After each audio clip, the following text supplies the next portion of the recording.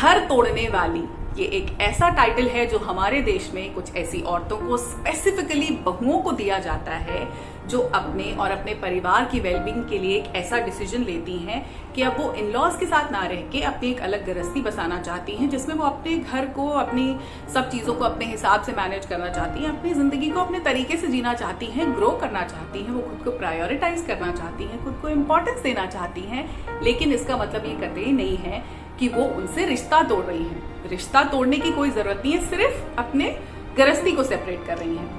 So hi everyone, I am Namita, welcome back to my channel. और आप लोग जो ये वीडियो देख रहे हो, आप बहुत अच्छी तरह से वाकिफ हो इस टर्म के साथ, घर तोड़वाने वाली। सो आपने बहुत अच्छे से सुना हुआ है इसको। ये वीडियो उन्हीं औरतों के लिए है जिनको ये टाइटल मिल चुका है, जिनको कहा जाता है घर तोड़वाने वाली बहू, घर तोड़वाने वाली औरत। तो आप लोगों ने जब ये डिसीजन लिया था तो आपके क्या रीजंस थे वो आप ही जानते हो। आपको पता है कि कई बार ऐसी सिचुएशंस थी जहां पे आपको कहा गया आप घर का हिस्सा हो तो आपको सारी एडजस्टमेंट करनी है, कॉम्प्रोमाइजेस करने हैं, आप पे बहुत सारी जिम्मेदारियां भी डाल दी गई, घर गृहस्थी के सारे काम आपने किए क्योंकि आप उनके घर का मेंबर थे। लेकिन जहां पे कोई फैमिली मैटर्स की बात आई, कोई फैमिली सीक्रेट्स की बात आई, आपको साइड में कर दिया गया, आपको इन्वॉल्व ही नहीं किया जाता, आपसे आपकी चॉइसेस, आपसे आपकी प्रेफरेंसेस पूछी नहीं जाती, वहां आप घर का हिस्सा नहीं हो। कुछ नाजायज चीजें बर्दाश्त करते करते आपको कुछ साल हो गए हैं कि आपका पेशेंस का थ्रेशहोल्ड भी क्रॉस हो गया है, तभी आके ऐसे डिसीजन लिए जाते हैं। हर घर में, हर परिवार में ऐसे फैसले नहीं होते। कई जगह पे बहुत अच्छी एडजस्टमेंट हो जाती है और एडजस्टमेंट होती है दोनों तरफ से। ये कह देना कि लड़की ही गलत है, वो ही घर तोड़वाने वाली है, सही नहीं है, क्योंकि हर बार लड़की की गलती नहीं होती। लड़की कभी भी ये सोचकर नहीं आती, कोई भी फीमेल, कोई भी लड़की जब दुल्हन बन के आती है वो ये सोच के बिल्कुल नहीं आती कि मैं इस परिवार को अपना नहीं समझूंगी। सब लड़कियां अपने परिवार से आती है, उनका एक सेट ऑफ पेरेंट्स होते हैं, सिबलिंग्स होते हैं, तो वो कहीं ना कहीं इन लॉज में भी उनको ढूंढ रही होती है। उनको अच्छा लगता है कि घर में बड़े हैं, लेकिन वो एडजस्टमेंट दोनों तरफ से नहीं होगी तो प्रॉब्लम्स आ जाती है। इसका मतलब कहीं ना कहीं कुछ दिक्कत है। और अगर सारा कुछ लड़की पे ही डाल दिया गया है, अगर सिर्फ यही कह दिया कि हमारा तो बहुत अच्छा सेटअप था, इसने आके घर तोड़वा दिया, तो भैया feel proud of yourself, congratulate yourself. अरे आप घर तोड़वाने वाली हो, मतलब आप तो शेरा वाली माता, आप खुद ही दुर्गा हो भाई। आपने उनका फेविकोल का मजबूत जोड़ तोड़ दिया। 25 साल, 30 साल, 35 साल जितना भी रिश्ता था आपने यूं तोड़ दिया। अरे क्या कमाल की पावर है यार। ऐसे हम वुमेन एम्पावरमेंट की बात करते हैं, आप तो इतने ज्यादा एम्पावर्ड हो। किसी की पूरी गृहस्थी तोड़ दी, पूरा घर तोड़ दिया, मतलब कोई मजाक है क्या? एक बाहर से आके इंसान आपका इतना सालों का लव बॉन्डिंग आपके बेटे के साथ जो है वो कैसे खत्म करवा सकता है? आप कुछ लोग कभी इस चीज को अपने अंदर झांक के नहीं देखते कि हमारी तरफ से ही तो कोई गलती नहीं है। सम फैमिलीज आर डिजीज्ड, उनके अंदर खुद ही प्रॉब्लम होती है। उनका अपने बच्चे से शायद एक्सपेक्टेशन बहुत ज्यादा होता है, या फिर आई डोंट नो, मतलब कुछ प्रॉब्लम होती है और उसका ब्लेम डाल दिया जाता है।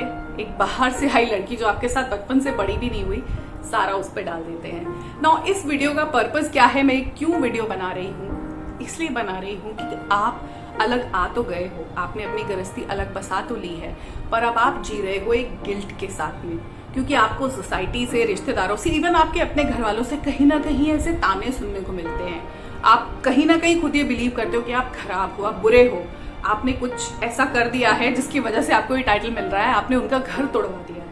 अब आपके हस्बैंड भी आके आपके साथ रह तो रहे हैं, बट उनके अंदर भी एक गिल्ट है जिसको आप नोटिस कर रहे हो। उनके बिहेवियर से ऐसा दिखता है कि उन्होंने कोई पाप कर दिया है अपने माँ बाप को छोड़ के या उस घर से इधर आके, जबकि घर आप भी छोड़ के आए हो, अपने परिवार से अलग आप भी होके आए हो, लेकिन उनके अंदर एक अलग ही गिल्ट है जो आपके अंदर भी आता है। तो फिर शुरू होती है अंदर से एक टेंशन, आपकी मेंटल हेल्थ इफेक्ट होने लगती है। आपने डिसीजन तो ले लिया, और आपने लिया भी अपने भले के लिए ही था।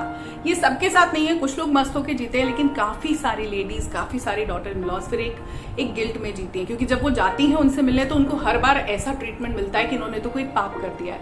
आपको काफी सारे ऐसे परिवार हैं, ऐसे डिसीजन के बाद बिल्कुल आपको आउटकास्ट कर देते हैं, बात नहीं करते, आपको अच्छे से जवाब नहीं देते, आपको सिंपली घर तोड़वाने वाली औरत बोल के बुरा बना के साइड में कर देते हैं। तो हमको अब क्या करना है ताकि हमारी हेल्थ सिर्फ मेंटल नहीं, फिजिकल इमोशनल हेल्थ भी इफेक्ट ना हो, हम इस जिंदगी को खुशी से जी पाए, क्योंकि हर चीज, जितना सब भी कुछ है, सब छोटा छोटा हिस्सा है।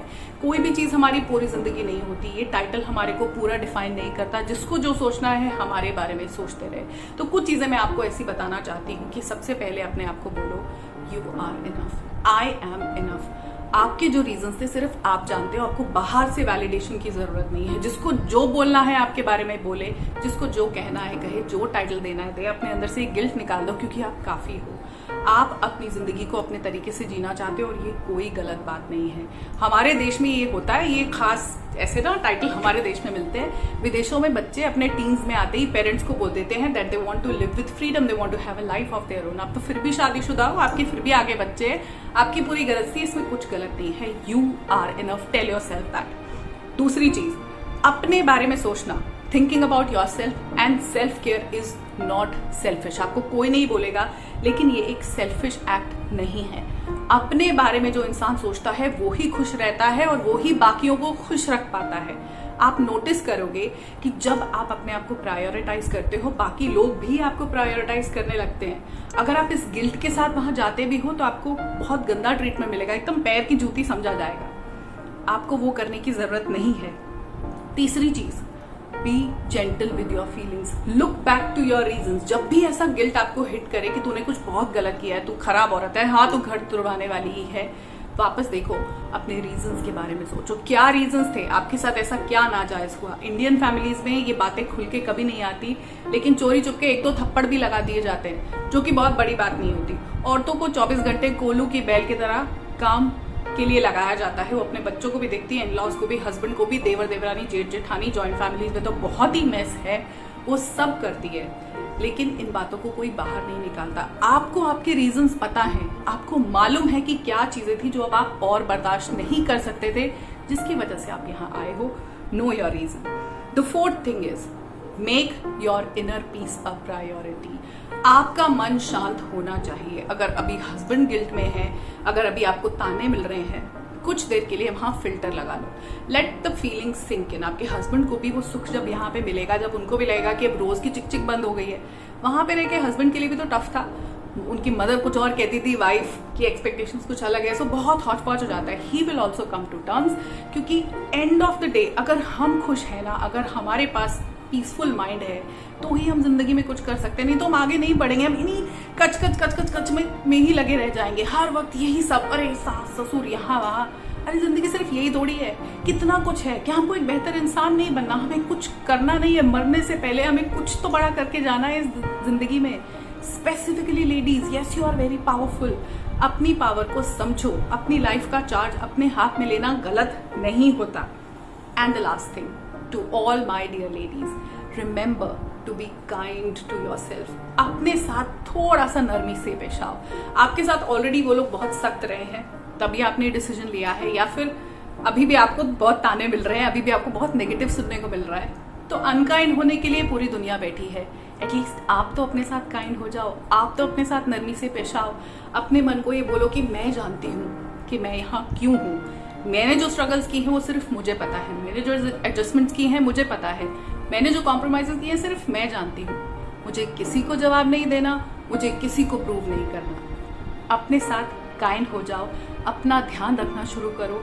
वो लोग अगर आपको इंपॉर्टेंस नहीं दे रहे, आप इंपॉर्टेंस देना शुरू करो खुद को। वो लोग अगर आपसे अब रिश्ता नहीं रख रहे, आपको ऐसे बहुत ज्यादा बैड ट्रीट कर रहे हैं, start treating yourself as good. आप तो अपने लिए अच्छा करो।